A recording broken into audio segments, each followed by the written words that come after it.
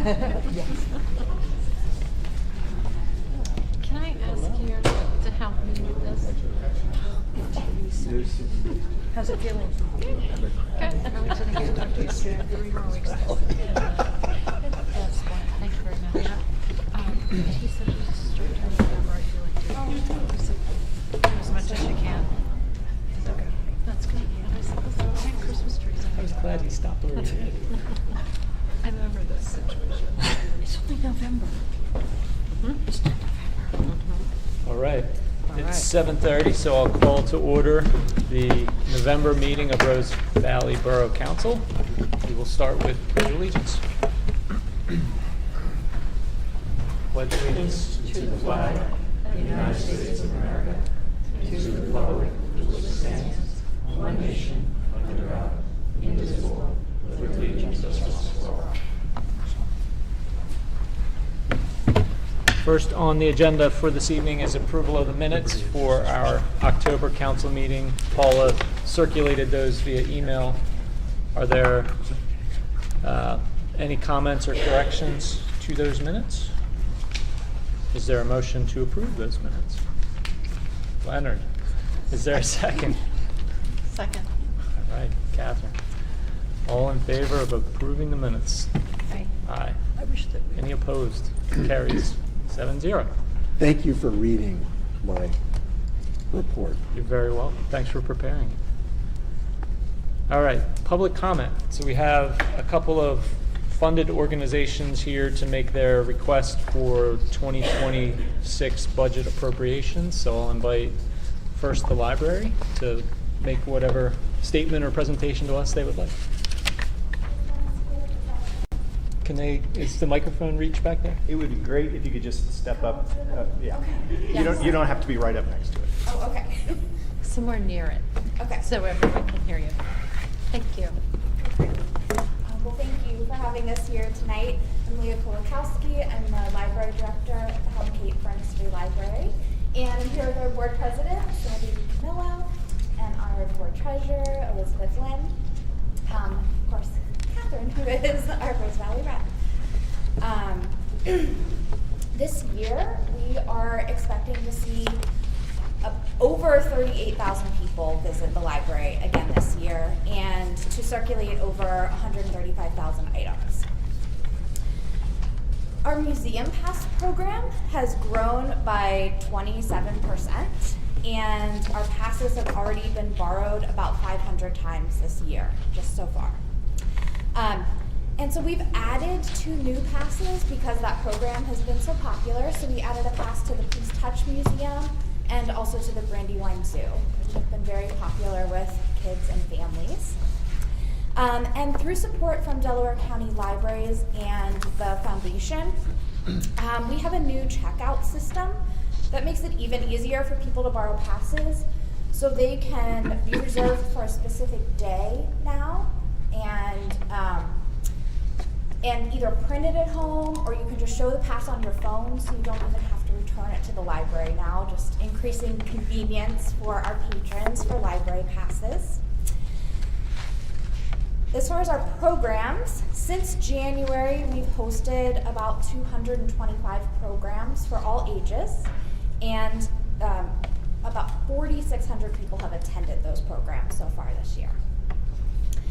We're also really focusing on making programs available on school closure days. So just recently we held a drop-in Make Everything with Anything program, and that filled the whole children's library, the lower level of the library, and the whole large meeting room, and we had more than 50 people attend that day. Once again, in partnership with Federation Daycare, the library was able to give away 36 backpacks filled with school supplies this year during our back to school story time. And another highlight was our Teen Advisory Board. They created a Monarch way station on the library grounds right out front. So if you walk into the library, you'll see it as you're coming in. And they actually ended up receiving first place in the Penn State Master Gardener competition for youth gardens. And if you visit the library, you'll see their their first Police Blue ribbon on display. And they've done a great job. The teens have been signing up for shifts to water it and maintain it all season long. And it's inspired a couple of partnerships. So we're working with the Green Wagon Project, and they've made native plants available to community members right next to the garden. And now we have a local teen Girl Scout who is going to do her Gold Award this coming winter and spring to put in a bench and a story walk along with the garden. Also, just our teen advisory board participation was so strong last year that we, for this school year, we added a junior teen advisory board as well because we had so much interest and participation. For our adults, we've also continued to meet essential community needs. So in partnership with AARP Tax Aid, we made sure that seniors had access to free tax prep services. So every Monday and Wednesday, from February through April 15th, Tax Aid volunteers assisted over 300 people for free with their tax returns at the library's large meeting room. So none of this obviously would have been possible without our wonderful staff, our wonderful board, our over 60 volunteers who have contributed over 2,300 hours already this year, and of course without the support from Rose Valley. Thanks, Leah. Thank you. Thank you. Thanks all for your time tonight. I want to talk to you very briefly about the building. As you all know, the Helen K. Furness Free Library is an historic building that requires maintenance and upkeep. This year we replaced the gutters and added gutter guards to prevent further water damage, and we're continuing to work on fixing water incursion and flooding on the lower level of the library. We also had to cover some larger, unexpected repairs, including major repairs to both of our automatic doors and replacing most of the components of our phone system after it was struck by lightning. We've had a lot to deal with the building this year. I'm going to ask Elizabeth to talk to you guys about our fundraising and finances. Sure.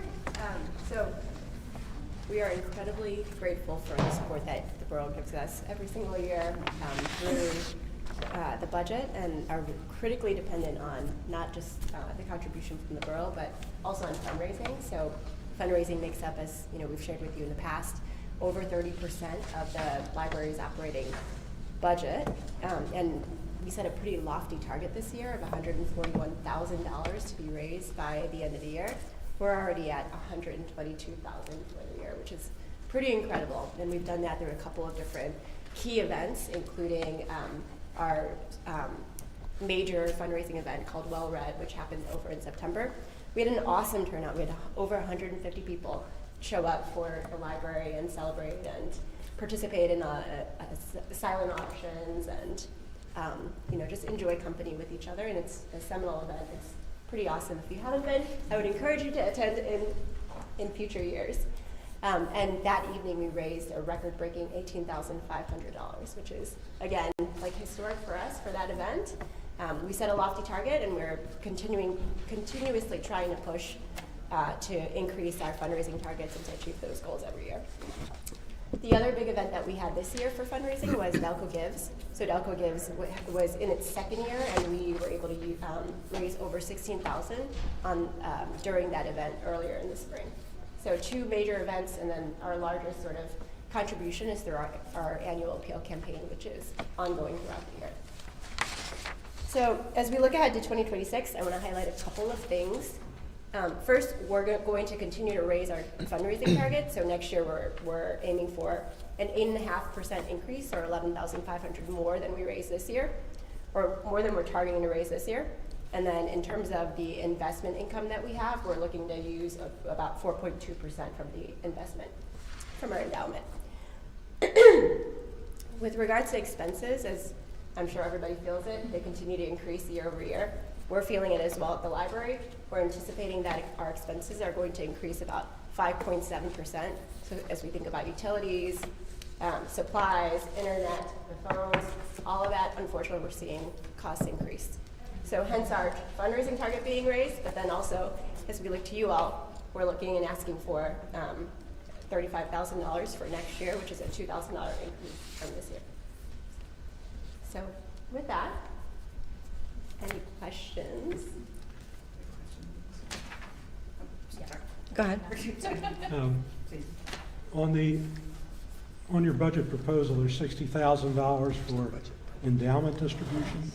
Is that income from the endowment, or is it actually the principal of the endowment being used? We can verify that. Yeah, we can verify that. That would be good. But so we It seems are- like a large amount for distribution, if it was just the income. So we have a, Endowment spending policy. yeah, so we are looking to spend, I think, between 3 and 5% of that endowment every single year. Okay. A couple of years ago, I don't think we were as actively doing that, so we did start that over the last couple of years, or year and change. So that is in line with that target of 3 to 5%. Whether it's coming from just interest, I don't think that's just. Now, if you have a policy like that, typically, like at our church, what we do is, there's an endowment, several $100,000, Mhm. and you take a 3-year average, That's right. and That's then exactly you what take we do. 4% of that 3-year average, Yep. and you distribute that under the assumption that you're not going to be eating into your principal Yep. to any great extent. Yep. If that's the same thing you It have. is. In That's- fact, we also take a 3-year average, so Okay. yes, very much. Thank in you. line. I think there was a question on this side. My question is answered, thank Oh, you. okay. Any other questions? All right, thank you. Thank you. Okay. Lynn, you want to say anything about Centennial Foundation?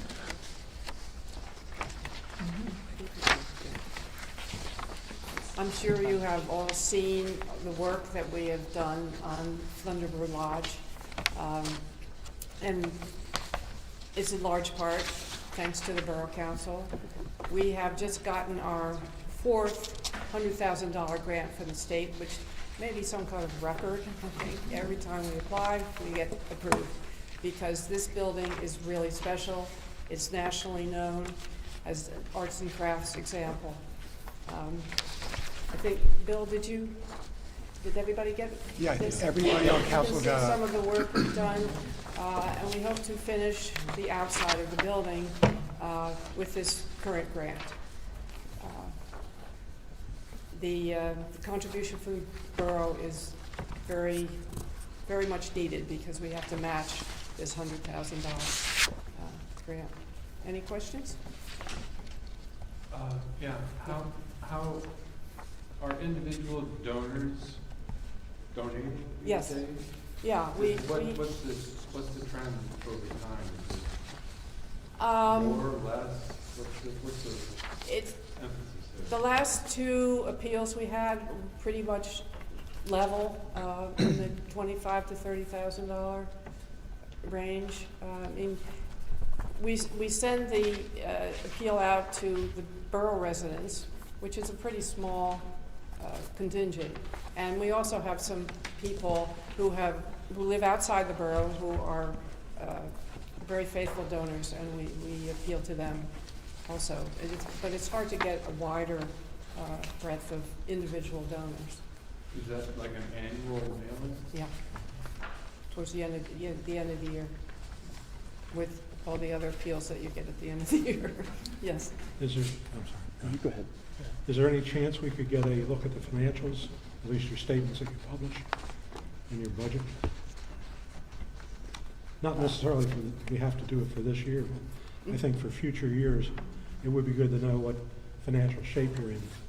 Okay, well, you want a copy of our 990? Yeah, Okay. thank you. I was just going to ask, I mean, the amount, you're asking for $26,000 this year? That's right. And did I understand correctly that the contributions from your own internal fundraising are about that same level? Mm-hmm. And that's your universe of income, other than grants? Other than grants, right? Okay. The grant that you got from the Historic and Museum Commission, though, requires a dollar-for-dollar match. That's correct. So where does the other 50,000 come from? It's a 2-year Well, it's a grant. 2-year Got it. process, so Okay. that pretty much covers it. Okay. We have gotten a couple of small grants from the Ethel Sargent Clark Smith Foundation, and although we were turned down this year. No reason given, just didn't get it. But they're $10,000. That's about what they've given us before. Any other questions?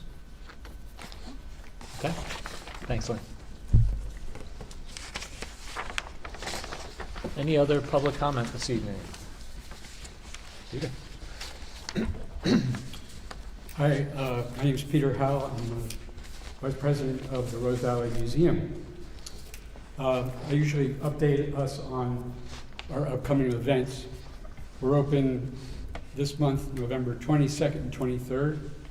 Our lecture on Sunday at 4 o'clock is by Philadelphia author Tom Keels, and it's entitled Designing for the Dead, Art and Architecture in Philadelphia Cemeteries, which may seem like a strange subject, but Eli Kirk Price designed Woodlands, and his brother Philip Price designed Laurel Hill Cemetery. So we'll talk about the Quaker influence in the Price family. In December, we're open the 6th and 7th. On the 7th, we'll have our annual carol sing-along and tree lighting, which is about 50% over 12 and 50% under 12. It's a great family event. We have been pretty busy. We have about 230 members now. We hosted a French architectural group who is, they're doing master thesis on Philadelphia. And one in particular is, his subject is the arts and crafts movement. And it's noteworthy because the Philadelphia Museum of Art has an exhibit on arts and crafts as part of their 250th celebration. The museum is loaning them about a dozen items for that exhibit, so it's pretty significant. We hosted just yesterday an archival materials group of local museums around Philadelphia. And we are also starting an educational program for school-age students, which will start up in the spring. So as a routine, we'll have student visitors. In February, we go to the National Arts and Crafts Conference in Asheville, North Carolina. It's noteworthy because Tom Geiler, who has spoken here in Rose Valley a few times, he is a doctorate from Winchester, is one of the keynote speakers this year at the Arts and Crafts Conference. And they have invited 4 museums to participate in a special exhibit. Stickley, Roycroft, Birdcliff, which is in Woodstock, New York, and Rose Valley. So we're honored to participate in that. Locally, we have partnerships now with Escher Museum, with the Mercer Museums in Doylestown, with the Delaware County Historic Society is going to have their annual event in our museum this next spring, which brings in folks from museums throughout the Philadelphia metropolitan area. We're working on a new book. I don't know if you have heard. We are writing a new book on Rose Valley from 1901 to 1960. It will be an in-depth study of about a dozen topics, about 350 pages, with about 300 illustrations. And we are publishing it ourselves. We're about halfway to raising about $120,000 to publish the book. But we hope to have it completed by July of next year. Again, for part of the 250th celebration. We have been working for about a year and a half on a master plan for Thunderbird Lodge. Sue Kuhlbaugh, our president, is here tonight, and she would say that Thunderbird Lodge is our greatest asset. It's a living representation of the history of the arts and crafts in Rose Valley. So a little bit of bragging rights. We talk a lot about the effort going into preserving the building, but in the year and a half, we have really the strongest relationship with the Centennial Foundation that we have ever had. We're working hand in hand in developing a master plan, which is about completed for the next 10, 15 years of Thunderbird Lodge. Another significant footnote. So we absolutely throw our support towards the Borough Council helping to raise money to match the grant. We hope to finish the package, the cover, as it were, of the museum with this next grant, as Lynn said, so that we can move inside and start to restore what remains William Lightfoot Price's design of Thunderbird Lodge. Thank you. Thanks, Peter. Any other public comment?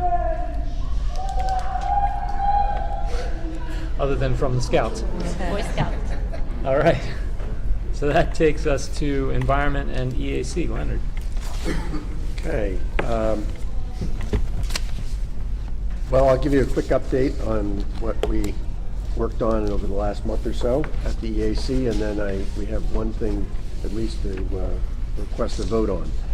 So we had a volunteer stewardship day in October that Jim Wadley, a longtime member and associate member of the EAC, planned and organized and arranged for and coordinated, and 20 people worked on that weekend, and they improved about 300 feet of trail, improved water bars, and which take rainwater and put it to the side so it doesn't erode. And it's really been an extraordinary many years of volunteer contributions that have made these improvements in our trail system and the kiosks and so forth possible. So many thanks to those volunteers and to Jim. We completed the late summer, early fall treatment of Japanese invasive knotweed in the Long Point floodplain. A huge amount of progress has been made on that. We have now a greater problem with Japanese stiltgrass as opposed to the knotweed, but the knotweed is under control there, and it's now going to be a matter of maintenance for the future, because there are always new plants that get planted by birds or by seeds or by drift down Ridley Creek. But it's taken about 4 or 5 years, a huge amount of volunteer effort. But the knotweed is, for all practical purposes, not an obstruction or an intrusion in that part of Rose Valley. So that's a great accomplishment. Dave Fern, who's long been a member of the EAC and now an associate member of the EAC, has been working for years with a group of other people to get National Wildlife Foundation certification of the entire borough as wildlife habitat. Many people have been contributing to that, and that's 1 or 2 steps away from completion. We spent a considerable amount of time at our last EAC meeting talking about the borough's MS4 requirements, and I'll speak more about that in a moment. The other thing that we touched on at our last meeting is the deer management program, which was attended by a number of residents. A couple of our residents expressed real unhappiness with any possibility of that program being extended into any area other than Todmorden Woods Preserve. The EAC, after considerable discussion, voted unanimously to recommend to Borough Council that the deer management program, which, to be clear, is a program to reduce the number of deer in the borough, because there are so many and because there are no natural predators, the EAC voted unanimously to recommend to Borough Council that the same program as has been in effect in past years be continued again, which is to have only one authorized hunter using bow and arrow only on weekdays, only on morning hours and late afternoon hours, to hunt in only the Todd Morton Woods Preserve. We pay him, we in the past had paid him $150 per deer. The deer are butchered and made available to food banks. And that also covers the expenses of tags, and we also have paid him an $800 fee for feeding, corn distribution to attract the deer, which is legal for the hunting he's doing, and to pay for deer tags. And so this same individual human, whose name is Justin Franks, has been the sole person allowed on borough property for more than 5 years now. And I have yet to hear a complaint from anyone about him. And he takes a real interest in it. He's very skilled. He has been more successful than professionals once brought in for a cull in terms of how many deer he harvested. And there is a reasonable debate that was raised in our local EAC meeting by one of the residents about, is this a good use of tax dollars, because does it make a difference? It's the view of the EAC that it's worth doing for the fact that any deer reduction improves the habitat. We have way too many deer, and it is better than doing nothing by far. So, I mean, at least one of the things I've learned as a member of the EAC from other people on the EAC is the tension between browsing of the deer and the health of the plant life and the habitat. And we have extraordinarily beautiful preserves that are impaired but improving certainly, and the more they can be improved, the better from a habitat for all of nature, not just for the deer. So Until we teach the deer to eat nothing but stilt grass. that would be a win-win-win. Would you like, I mean... I'm not a certified trainer. Yeah, that, I mean, Deer whisperer. this is a problem that science may have some contributions for after I'm long gone, but for the moment, the EAC does recommend that. So I will make a motion on that particular issue, that Borough Council approve a deer management program as in past years. The dates for this year are the first 2 weeks in December, because it's the first Monday after Thanksgiving, and the first, and all weeks in January, starting on the first Monday after New Year's Day. And New Year's Day is Wednesday, so there'd be no hunting until after the holiday, starting on Monday. And then that continues for 4 weeks, weekdays only, through the end of January. It's quite a long motion, but is there a second? Second. Okay. Any comments or questions? All in favor? Aye. Any opposed? Carries 7-0. Another thing on the agenda is the issue of the Vernon Run Stream Bank Stabilization Project, and there's nothing to have a vote on tonight as far as that's concerned. By way of a report, we are working, my understanding is that it made sense to seek specialists in this type of work to prepare bid specifications on behalf of the borough so that we can put the bid out for public bidding. So we don't have to do a public bid for the purchase of, for paying for the preparation of bid specs, because it's a low number. It would be below the state guidelines for requiring public bidding. What number is that? I think it's $10,000. Okay. We actually authorized preparation of the bid package last month anyway. Fair enough. And so that's in progress. We met with 3 people so far, and we're expecting, one of them withdrew and said he was not going to prepare it. We met with 2 others, and a third that is been arranged for, so we hope to have, to select one, the EAC proposes to select one based on whatever their price quote is and what our judgment is of their suitability, and then to coordinate with Matt Hootman to, and perhaps as necessary with the PADEP with a sketch. And once we get all that organized, we'll be able to have the bid specs ready. The goal is to have them ready in time for the December council meeting. Whether that is achievable, time will tell. Our deadline for doing this is February of 2027.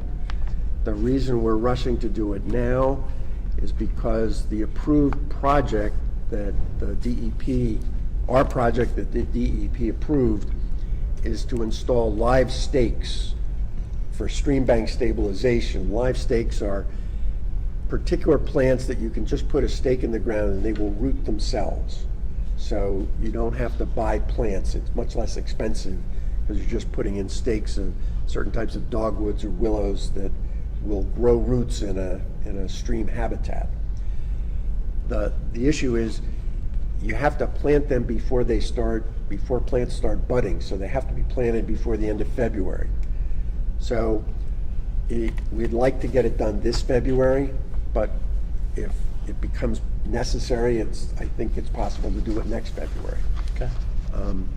And it also requires, we're going to have deer fencing and other things. So the approved plan is for 200 feet of stream bank, and the recommendation was to do that with on property belonging to the Rose Valley Swim Club, and we're working with them to get their blessing also. Okay. So there's nothing to vote on for that at tonight's meeting. There is, however, a need to authorize advertisement for bids for the 2026 recycling. And in that regard, I would move that we approve the proposed invitation for bids that's no different than in previous years at all, except to change the dates. And we request bids for both once a week recycling and twice a week, once every 2 weeks recycling. Okay. So I make that motion. Is there a second? Second. Any comments or questions? I have a question about the stream, the stormwater, I'm sorry, the stream help. Let's take this Okay. vote and Oh, then we can this, circle just back. on this, I'm sorry, Yeah. I thought it was questions or? Nope. All right. None. Any questions on the recycling None. bid for advertisement? Okay. All in favor? Aye. Any opposed? That carries 7-0. I Now thought your we'd already questions. said yes to that. I'm forging ahead. So the work has to be done in the next 14 months or so. Yes. And it sounds like a great idea to get it done, in this window, this January, February timeframe, then the day before it has to be done in February of 2027. If we don't have the bids in time, do you have any sense of scale about what the cost will be for a placeholder in the budget for this work? Well, our engineer Matt Hootman in 2021, December of 2021, estimated the expense then as $35,000. So what the actual cost will be in today's bidding world, and based on the specs that our expert in Okay, that's a sense of scale. habitat improvement is going to recommend, I can't predict, but I would expect that's the range. What's required is sort of changing the gradient of the stream banks. What's happened on Vernon Run is no different than what's happened in Ridley Creek in the Salt Preserve. I've learned that there was a dam where Vernon Run goes under the bridge and has that waterfall that's near the pool. There's a dam there, and that whole thing upstream from that dam was a lake, and it filled up with silt. And so, unlike on Ridley Creek, where there's about 8 to 10 feet of silt that you can see when you walk along the stream bank on this side and going upstream from the old mill, above the dam, above the bridge or above the dam where the pool is, there's about 3 or 4 feet of silt. And Vernon Run has just carved a valley through that 4 feet of silt, and it continues to erode. So the goal is to grade the banks, plant them with native plants that will hold the bank in place and not allow further erosion. Sounds like a great idea, but we're also required to do it, right? By the We're state? required We're to required to do do some something. capital project, and that's the one we proposed to do that the DEP approved. Okay. There's All right. different projects, we have to get a certain number of credits. Different projects have different credit amounts, and this, in the current formulas, is the most cost-effective way to get the credits we need, Thanks. according to our experts. Okay. Another question, if the costs of this exceed the $35,000 that was estimated 4 years ago, is there an opportunity to adjust the scope and still meet the need for the MS4? That's a good question. So I don't know technically the answer to that. What I can tell you is that our plan that we submitted to the DEP that was approved says we're going to build 200 feet of stream bank improvement. That gives us a slight surplus over the benchmark that we have to meet according to the data in the plan. Whether we can go back to DEP and say, can we do 85 feet instead of 100, do 150 feet instead of 200 feet, I don't know. All I know is the plan as approved obligates us to do 200 feet. What fund is this coming out of? Is it known yet? Or is It's what I think is sometimes called an unfunded mandate. It's a requirement of state law imposed on our municipality and others, so we pay for it. Oh, I'm sure of that. I'm just asking which pocket in the borough do we think it's coming out of? Well, there's two pockets. One, we got this settlement from Monsanto a year or so ago for some, I forget what it was for, but we got like. It was a class action settlement, and it was between $14,000 and $15,000. Right, and we put that money in capital reserve with the idea we'd use it for environmental purposes down the road. So we could use that money.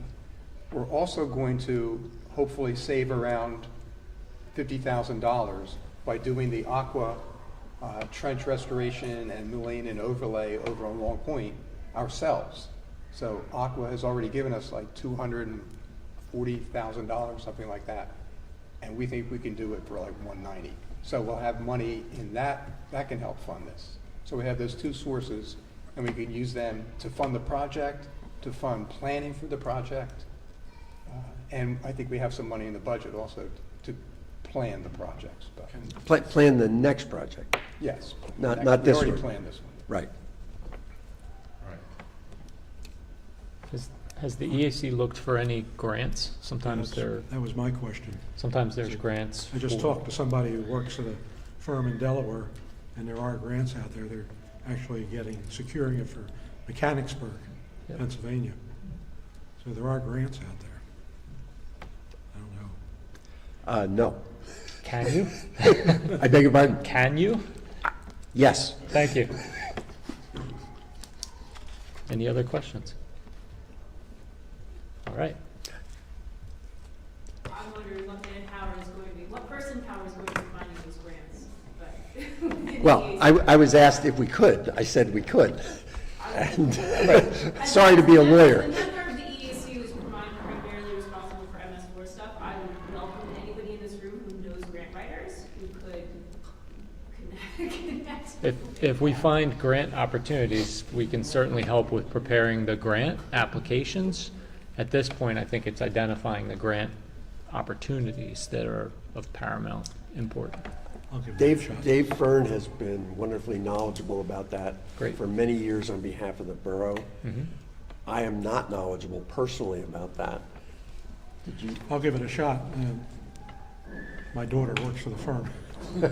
Not that you would use them, but she could probably give us some indication since she's working in Pennsylvania. Mhm. She's knowledgeable about MS4 grants in Pennsylvania. Great. Okay. And Katie makes a good point. I mean, who's going to do this? But I think it's a good thing to put on the table. Yeah. To look for them. Agreed.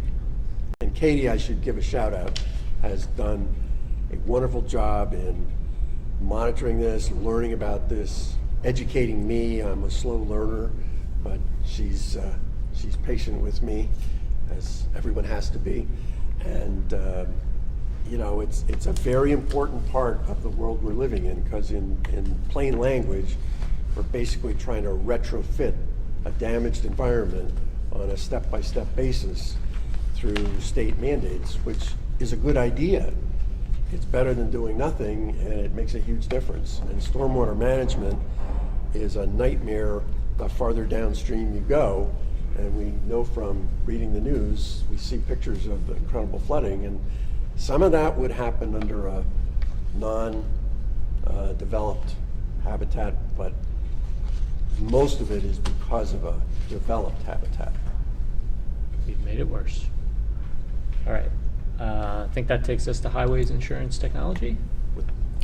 So I didn't see anything specific in my packet about this. Can't hear you. Sorry, I didn't see anything specific in my packet. Is this just, we've got the Aqua money, I Right. assume now, for Long Point. So what I'm going to do is move that we advertise for bids for the Long Point Lane trench restoration, mill, and overlay to do that work. Right. Is there a second? Second. Any comments or questions on that? I just because I know I will get that question. Yep. We are in the point of the year now where this will be done next spring, right? It probably will. The asphalt plants would probably be closed by the time we get bids and award it. Yep. Okay. Most likely. That was my assumption. That's Yeah. what I've been I mean, telling people. if we get bids fast and asphalt plants are still open because it's a exceedingly mild fall, we would happily do the work now, but it's gonna depend on when we can get asphalt to do it. Yep. And the contractor. Okay. All right. All in favor? Any opposed? That carries 7-0. That takes us to library. Catherine? The library came tonight and gave you quite an overview on their programs, so I'm going to let that stand. Okay. They did a good job. Public safety, Cheryl. In your packet, we have the police report for October. There were no crimes reported. Among the items listed, there were 3 false alarms, speech where the gentleman from state police came here. Nice quiet month in Rose Valley, except for the roadkill on Rose Valley Road. Similarly for fire, quiet month. There were 2 not false alarms, there were 2 automatic fire alarms reported without incident. Traffic, you have the report here. I did the deeper dive that last month I reported on March 2023 through September 25, how those numbers were trending. And I added that and can just say that if it's not clear from these numbers, volume was up to about 91,000 vehicles. It was, yes, 91,000 vehicles, 817, up from 84,000, so a busy month. And yet the percentage of cars going of vehicles going greater than 40 miles an hour continues to fall this month from 2.6% to 2.4%. So that downward trend is holding. Who knows when it's going to bottom out?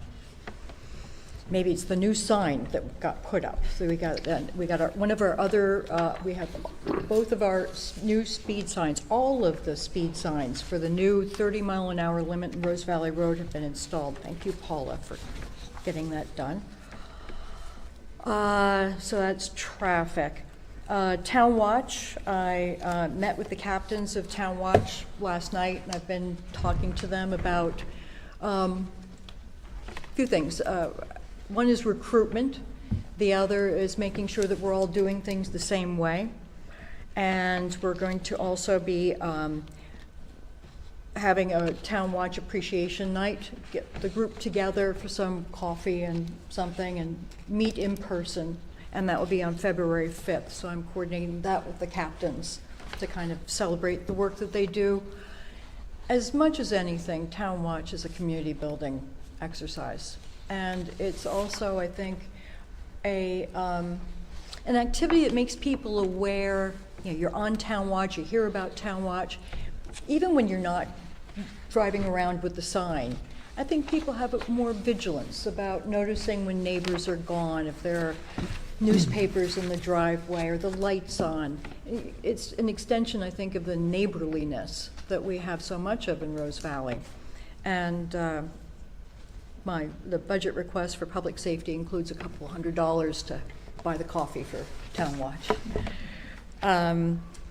Then to the point, there's in your packets is a memorandum of understanding, and this is to join with the other neighboring boroughs listed here. It's Media, Nether Providence, Rose Valley, Rutledge, Swarthmore, and Upper Providence, to investigate the formation of a joint emergency services authority. So, as people may know, last year when we lost Crozier, had no ambulance access and had to fill that void, which had been provided. The basic service availability had been provided at no cost to the borough until that time. Working with Bill, great work, championing with Swarthmore, elevated their ambulance service from a basic life support to an advanced life support system. And since we are farther from a hospital, it's especially important that you have that, because it's going to be a longer time in the ambulance, and these advanced life support systems will allow people to keep you on a higher level of life support. Looking forward to 2027, so in the following year, though it may happen sooner, there is an interest in expanding this to include Media and the rest of Nether Providence and Upper Providence to have an authority which would have some economy of scale. Media already provides emergency services to portions of our borough, and still at no cost right now. So it's a low ask for $520, our portion of having an attorney look into the, investigate the formation of this. So I move to authorize signature of the memorandum of understanding for the municipalities to create this formation of a joint municipal authority. Is there a second? Second. Okay. I'd note that the initial cost, so it's split, just like our contributions for making the improvements to elevate one of Swarthmore's ambulances from BLS to ALS. Mm-hmm. This one is, again, just based on relative populations. So our relative population is 2.6% of the total, so our initial contribution is $520 to get to the $20,000 that they're looking for to do this initial study. If they go over the $20,000, we would continue to fund that 2.6%. So it's not locked in as just $520, but that's the initial. That's the initial, yes. Is there a cap on how far that will go? There's not a cap on it. There's abilities to withdraw from the agreement, though, if it. What was discussed is capping so this first part is for the $20,000. That's, I'm not sure if they used the word retainer, but it's what it takes to get started. And there will be a quote, and the group has asked that be capped. And there have been a couple of numbers floated around at 35 or, yeah, the law firm would be capped at $35,000 to $40,000 to complete all of the work. The law firm hasn't agreed to that, but it's in the range of what they're asking. So, and similar to what they've received for work that they've done for exactly this kind of authority. They've done 2 others that came out to be about that much money. Do we know the name of the law firm? It's not, or is it? Are you putting this out to bid to several law firms? It has been put out to bid by the working group, and they chose the person that had the most experience and that was in the price range that they thought was reasonable. Can we know who that is? I'm sorry, I don't. I can find it. So we know who it is, and we know what their bid is? Bill, did we have a final bid? Did the working group actually receive the final bid? I did Yes, not see they it. received 2 bids, and actually we chose the higher bid, or they chose the higher bid, because they thought they were better qualified and understood the job better. They thought the other bid was so low as to be unreasonable, and the person couldn't have done the work based on what other authority formations have cost, which is about $40,000. 20 to 25 to, and the other person had suggested something much lower, Much lower. like $5,000. So there is a law firm and there is an actual bid. There is, yes. Two law firms, 2 bigs, we picked the better one, or they picked. Should that We have can been find out who included it in is here? easily enough. Well, I mean, if we know what it's gonna be, why are we? They didn't include it in the memo. Starting We need at the memo. 20? Well, for next year, you know. This Start memo with 20 and was see how. generated by. This is the group's decision. This is what So we're asking. this is just a group thing kind of approach. Yeah. We can also authorize the signature, but not sign it until that blank's been filled in, if that makes you more comfortable. I mean, if we know it, we may as well do it. You know, like authorize it based on knowing all the information. Sure. That seems to make sense. So that was your motion, is that okay? To make signature subject to identifying which So council? will we have to modify this, or? No, we I just tell won't them- sign it until Until they- it's a filled-in name and not a So- blank. Okay. So, I don't want to interject, but I think, Bill, you may have mentioned, or Matt, you did, I'm sorry, the idea of, like, this is for a retainer, see how it goes. It's not a commitment to pay this firm that's already been selected the full amount if it's not going well. This, So this agreement is written just for the retainer. right. I have no problem, I'm fine with disclosure of the law firm, but I don't know as we want to tie the hands. No, of just saying- the law firm. Oh, just the name? Just Okay, the name of that's the fine. law firm. Yeah, That's no, I'll fine. ask them to put it in and Yeah. have it redone. Yeah. Did you look further down on section 3? Swarthmore shall pay the approved invoices of the law firm and the invoices of Robert W. Scott, P.C. That's who prepared this agreement. So Bob Scott is Swarthmore's solicitor. Okay. So they're gonna they're going to get, the borough is going to reimburse itself for the preparation of this agreement, which is Bob Scott's cost. Okay. Thank you. I have a general question. This service, in real practice, how does it work? If someone needs an ambulance service, do they just call 911? Yes. Yes. And somehow it gets routed to Yes. Swarthmore? It gets routed to whoever the closest ambulance is. So if it's an ALS, I don't know how deep down the rabbit hole to go, but when Crozier folded shop, there was suddenly a dearth of ALS ambulances in Delaware County. And so part of what we did with the other municipalities was agree to fund Swarthmore ambulance an amount of money that would allow them to upgrade one of their 2 ambulances to ALS and hire the paramedics needed to run an ALS ambulance. When a call comes into 911, there's no guarantee that that ambulance is coming here, because that ambulance might already be out on a call. So when the call goes into 911, if it's they make a determination whether it's somebody broke their arm, they need BLS, or somebody's having a heart attack, they need ALS. And if it's ALS, they just send whatever the closest ambulance is. So- And then and those municipalities have agreements where they're in kind, it might be media that comes, or Swarthmore might go to Morton, and there's a behind-the-scenes payment that goes on saying, well, you covered for us, thank you, and they have an agreed-upon rate to do that. And so this memorandum of understanding would be to evaluate potentially setting up a regional ambulance service Authority. authority.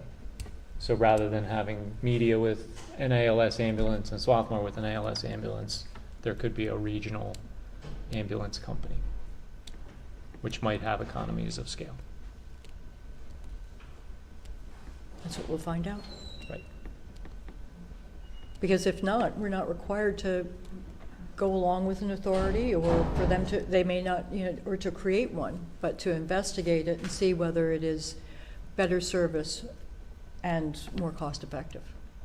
Otherwise, we can stay as we are. Any other questions? Was Okay. there a second? There was. And then we talked. Okay, And then we good. talked. That's what we're supposed to do. Everything's in order. Perfect. All right.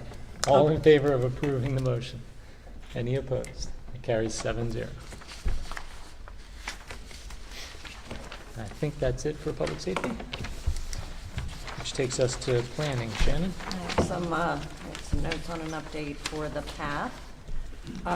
The construction of the walking path is now to be postponed until March, as PICO is still working on upgrading the power lines along Rose Valley Road, from 4,000 to 13,200 volts. They've put in the last pole, but now they're getting ready to string the last of the new power lines, and then they have to come back through and attach the houses to the new wires. So we have to do that, and as Matt had mentioned, with asphalt not potentially being available after a certain amount of time because of the weather, we won't be able to do that paving work. So the project's on hold until March. McCusker has prepared the landscaping plans for the various properties we've talked about that need replacement, landscaping. He needs to meet again with those homeowners to make sure they're signed off and that they're final. They'll also meet with Lou Cianci to discuss his replacement landscaping. And I think we talked about this, I wasn't at the last meeting, but the one before, that we're preparing letters that were sent to the homeowners along that path, that the borough is responsible for construction, maintenance, repair, snow removal, and ice removal, and that our solicitor has advised the homeowners who own that land in the municipal right-of-way along the road where the path will be located, they may want to consider giving the land to the borough to eliminate any potential liability associated with owning that little bit of land on which the path traverses. So that's the update on the path. Thank you. And no vote. Yep. This is, I don't know, this is not exactly about the path, but Okay. the PICO work, so they're putting up poles, and now we have a lot of places where there are 2 poles. They'll come back and pull the old ones. Will they? Yeah. Because After it's the- gonna require like Comcast and. Yeah, so that's the holdup, is PICO does all their work, they motor through it, and then they have to wait for Verizon and whoever else to come move their wires over to the new poles, and then PICO pulls the old poles. It's going to be a while, huh? It could be a while. Yeah. A lot of polls. Okay. That takes us to finance. Joe? Status funds? I reconciled the bank accounts against the QuickBooks activity. The only thing that's important was we had $246,625 deposited into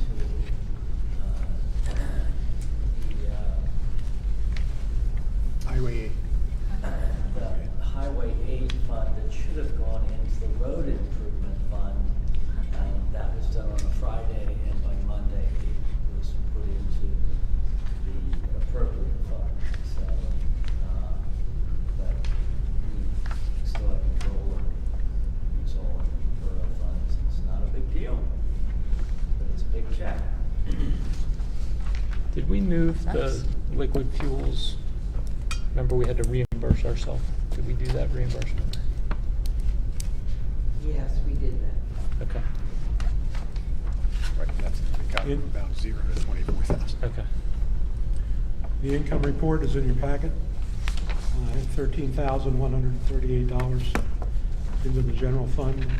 And then, as Chris mentioned, the aqua payment of $246,000 went into Highway 8, our road improvement. Just for your own information, if you look at the P&L report in your packet, there's two items in income. The liquid fuels contribution from the state of $30,173 and the aqua payment of $247 appears to be in the operating account. It is not. It is in the respective funds under Highway 8. And those are not part of the operating account. As is on the expense side, if you look on page 3, at the bottom, the very bottom, there's a snow removal expense of $29,730 and a street lighting expense of $7,555. Both of those are respective expenses in the road improvement or Highway 8 accounts. They're not operating account expenses. So when you get to the very bottom line, we do not have $245,000 in income. We have $14,000 in income in the operating account, just for your information. Not that anybody understands that, but I just felt it was important to state that. Next, bills for approval. Bills for approval, they're all from the general fund, and the biggest bills were associated with the library, quarterly contribution there, and to Nether Province Fireman's contribution, that's a quarterly payment as well. And they're all signed and ready to go, ready for this group's approval. Is there a motion to approve the bills? So moved. Is there a second? Second.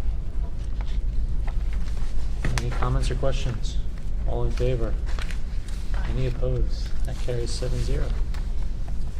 Okay, also in your packet, you'll find the preliminary budget number 2, the two-sided form. First one we'll look at is the expense budget for 2026. We took a close look at this. The lines that are highlighted in yellow were lines that we looked at for possible savings. We split the money for the emergency services ALS into a separate line item with a budget of $6,700 for 2026. The $4,400 that was spent in 2025 was taken out of public safety. So currently in public safety we have $21,249 roughly spent this year. We put in a budget of $16,000, assuming that that $4,400 will show up in the new line, of course, under the $6,700 budget for emergency services. So that's assuming that next year's would be the same as this year's in terms of public safety spending. Right. A lot of trees. Right. Because that was mostly removal of trees, cleanup of the streets. There was some other incidental 60%. stuff in there. Mm-hmm. We're hoping that possibly that the number of trees that have to be cleaned up or taken down are less because of what PICO's done, but who knows? Yeah, it's, varies from year to year. I hope so.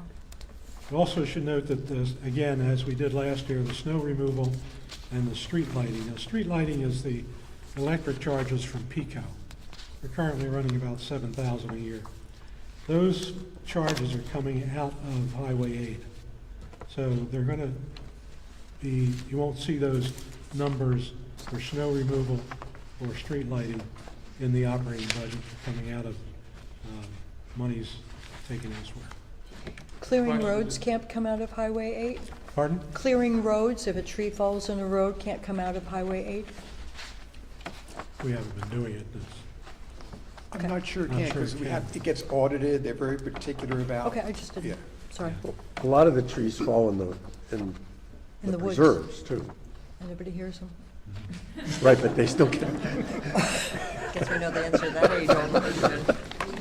No, because we were there to hear it. I'm done. If a Can't tree- beat that.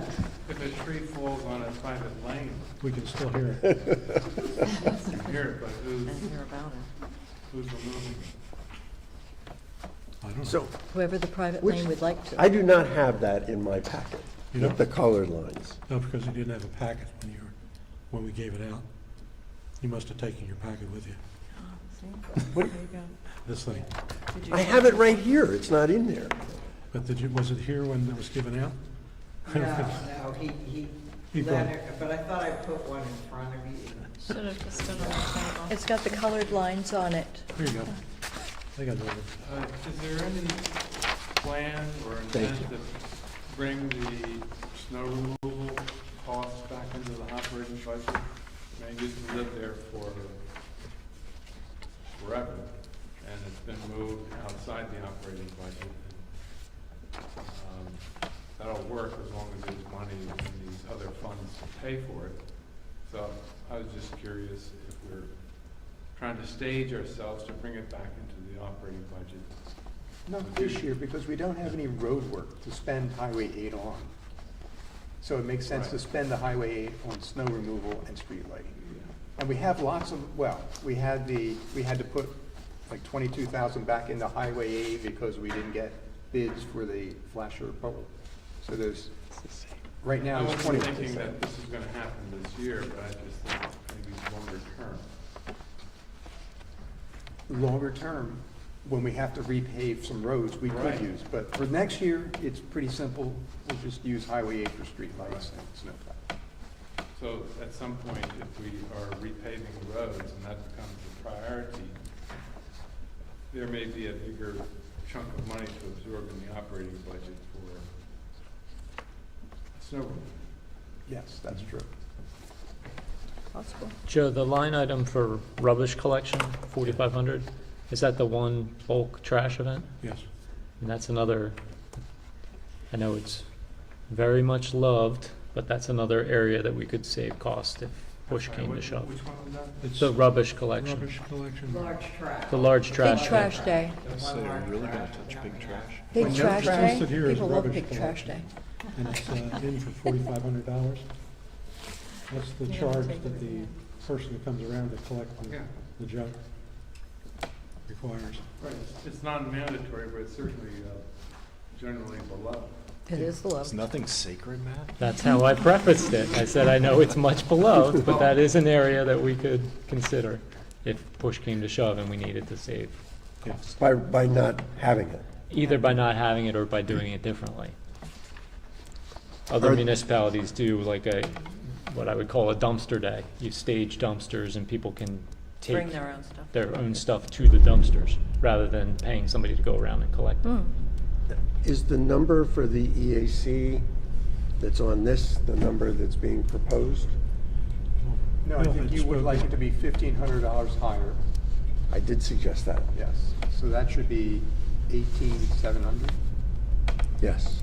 And we talked about increasing to compensate, to raise the real estate transfer from 65,000 to 66,500. I'm sorry, what was that? That's on the income side? Yeah. Yeah. And a lot of houses are selling, and still have two more. Paula, we're still going to get two more real estate transfers, and November should be pretty good.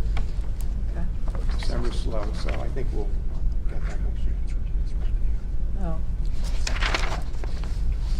So what came out of the AC to go from where you are in 2025 to 18,000? So the minutes reflect what I requested on behalf of the EAC in the October meeting and itemized those things. Yep.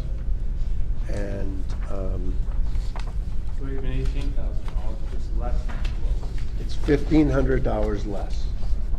And that is at the request of members of council and our budget program to work very hard to not have a price increase or a tax increase for the year. Now, the EAC, I think, contributes a great amount to our borough for a minimal relative expense, especially when you consider that we produce $8,000 or more of revenue from our plant sale. So on a net basis, our budget is actually much smaller. On the other hand, we haven't expended our budget in past years. We've been very conservative. So my expectation is that we will be able to do the things we were planning to do with a little bit of a savings. And I already know that $500 of what I requested is less than what we actually spent. So it's close to what we asked for, and you know, it's an effort to be frugal. I think there was like $3,000 in that list that was in the minutes, or provided last month, or I think some kind of design work. Well, what that relates. And the way I read it, it was for the next MS4 project. That's correct, but that's because, and I confess, I'm not. 5 years away. No. Okay.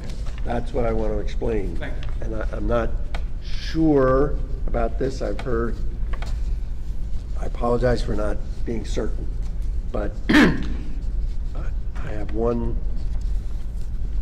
person who shared with me that the deadline for submitting the plan proposal is September of 2026. I'm not certain that's a hard date, but if that is the correct date, here's how it works. You have a 5-year, we have indefinite 5-year plans for MS4 compliance. The next 5-year plan is a plan that we have to submit a proposal for, as I understand it, I think, on September of 2026. We have 5 years after the date of approval of the plan by the DEP to implement it in terms of the capital project. There are all kinds of things in the plan, not to get too much in the weeds, but the plan has best management practices for a whole host of things that are ongoing and every year. And we have an annual report of compliance. But the real money component of the MS4 plan is a mandated capital project to achieve a certain environmental result that is imposed on municipalities as determined by the DEP of the state. And what the EAC is trying to do is have sufficient money to consult with professionals on what to recommend to Borough Council as the environmentally optimal project for the borough to include in its plan. Because that's our job, to give advice. And we have wonderful citizen representatives who are committed to giving the borough good advice, and that's to include some money for professionals to give us help. Does that answer your question? Yeah, I think it does, because I think the current MS4 requirement is to be met by 2027. That's a different plan. I know. Right. And then 5 years after that is 2032. And it just occurred No. to me, and I'm sure I'm wrong. No, But that's it right. occurred to me that we're getting a very early jump on 2032. But maybe that's the way the thing rolls out. No, that's what I'm told is the deadline, because Just the just point like is Leonard- you're. just like Leonard said earlier, the plan that we're authorizing the bid package for is to implement the plan that was submitted and approved in 2021. Right. So now we're up to the next cycle, so it would be 2026 when we're submitting the next, here's how we're going to meet the requirement for our newly reissued MS4 You're permit. telling me by schedule is compelling to do this design work or whatever it is. To do enough work to make a proposed plan, not to do the work, but to make a plan. And to make the best proposal for a plan, you need some consulting with outside professionals. Another general question is, does this requirement have a minimum or, I don't know, a required amount of work or effort? Yeah. to be Yes, done? it's going to be dictated by the DEP Yeah. as what municipalities of our size have to achieve. In terms of the And number then- of credits you get. Right, and then our job is to figure out what we can do that meets the dictates that is most environmentally appropriate and affordable for our borough, balancing expense and satisfying the dictates of the state. And also, to be clear, the plan is more than just this capital project. The plan is a whole host of other best practices that we have to commit to in writing. So those have to be done on a 5-year sequence. And so since the plan also has to include the proposed project, we have to get that done at some point, well before the project has to be implemented. Okay, so the big unknown here is in the expense side is the green line, which is recycling, which we won't know till next month. We put in an estimate of $70,543. That's an increase over the current cost of $66,324. Hoping there won't be too much more over that 70,000. So at this point, what can we do? We're gonna advertise this? Well, do you want to go over the millage? Yeah, let me go over the millage first, yeah. All these expenses, which total approximately $420,000, there'll be another $1,500 in there for EAC, but it's approximately, $422,000. And Joe, just, sorry, real quick, if I'm reading this right, then the proposed expenses for 26 are essentially exactly the same as 27. We're very, very close. They're very close, yeah. Okay. And one reason that happened is this year we paid for street lighting out of the operating budget. Next year, we're going to pay for it out of Highway 8. So Yep. that helped. Yep. So, given the fact that I'm anticipating that the entire assessment value of Rose Valley property would be $205 million, a decrease of $1.13 million over last year.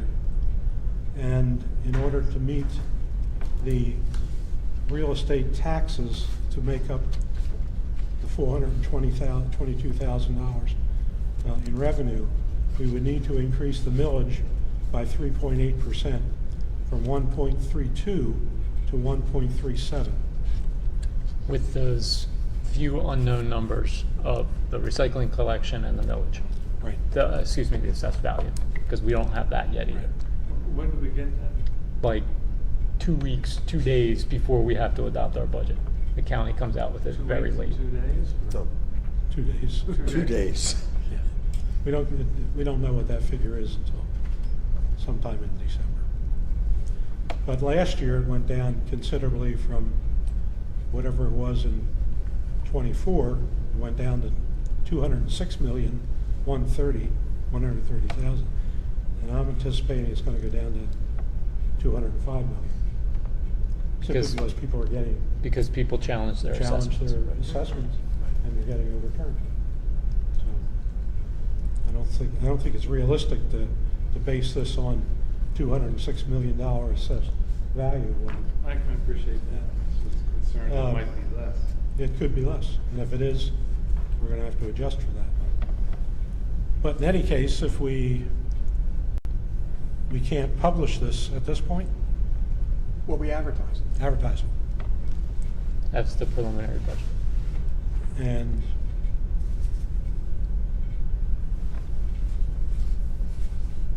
council will have another opportunity in January, I December. assume. Well, what about January? It's a new council. But December, we would adopt Yeah, we the would final adopt budget. it. But if something were to happen, we could revisit it in January. We're a new council in January. And a new council isn't bound. Yeah, I think there are hoops to jump through.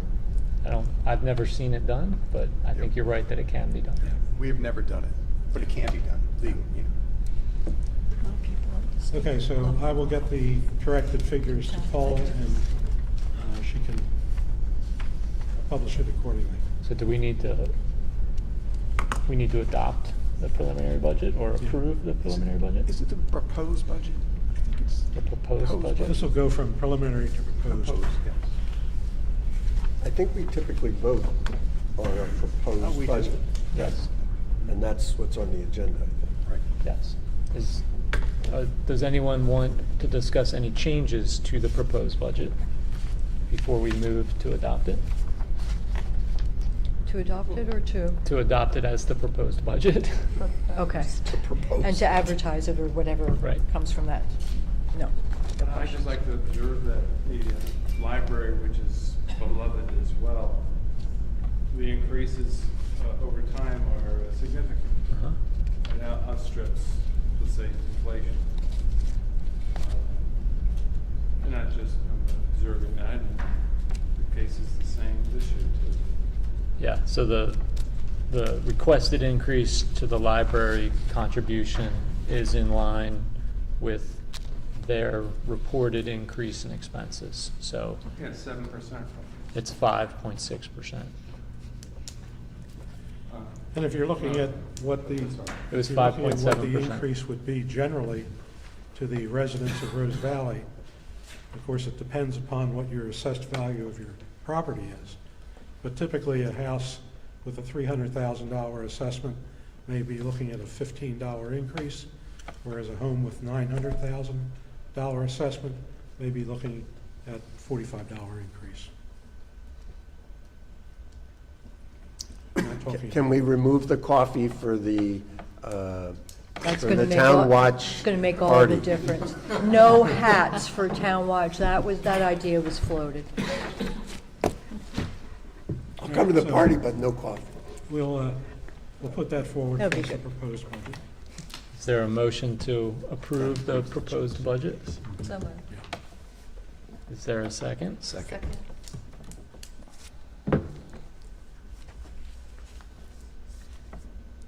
Any other comments or questions?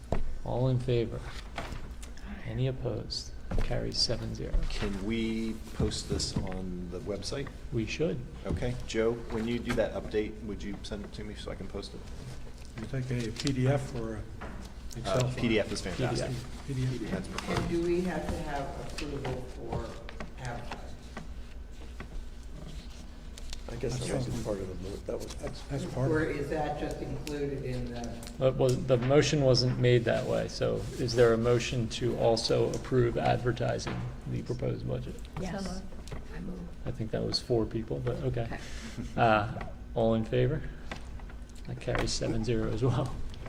And I think you play around with the numbers for recycling a little bit, so your millage comes out to an even Yeah, 1.37. yeah. Yeah, okay. Okay.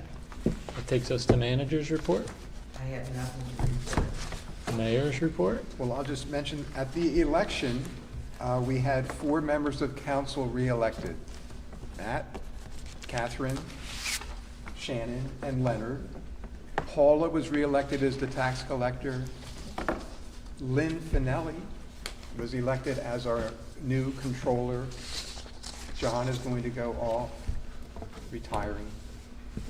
I would just like to thank you for John. all that you've done. You're the voice of economic restraint and keeping taxes low, and I really appreciate it. I think it's important that you've done a great job trying to keep things in balance. Thank you, thank you. It's been a delight.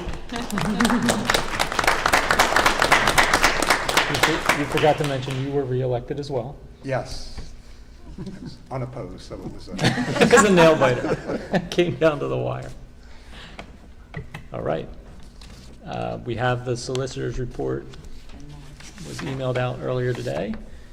Let Is us there- put a formal note of good wishes and good health to our solicitor for decades, Guy Smith, who is dealing with Dealing with a health issue. Dealing with a health issue that can be very painful, not